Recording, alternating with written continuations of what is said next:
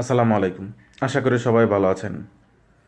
হযরত ইউনূস রাদিয়াল্লাহু তাআলা আনহু একজন ইসলামের নবী ছিলেন, যিনি একবার মাছের পেটে আবদ্ধ হয়ে গেছেন এবং এই মাছটা অর্থাৎ তাকে যে মাছটা খেয়েছে সেই মাছটা অন্য একটা মাছে গিলে নিয়েছিল। হযরত ইউনূস রাদিয়াল্লাহু তাআলা আনহু মাছের অন্ধকার পেটে রয়ে গেলেন। সেই সময় আল্লাহ তাআলার কাছে দোয়া করেন। এই দোয়ার উসিলায় আল্লাহ তাআলা তাকে মাছের পেট থেকে মুক্তি দান করেন এবং যিনি এই দোয়াটা না করতেন আল্লাহ তাআলার কাছে, আল্লাহ তাআলা বলেছেন যে তাকে কিয়ামত পর্যন্ত এই মাছের প্রকোষ্ঠে রাখা হতো।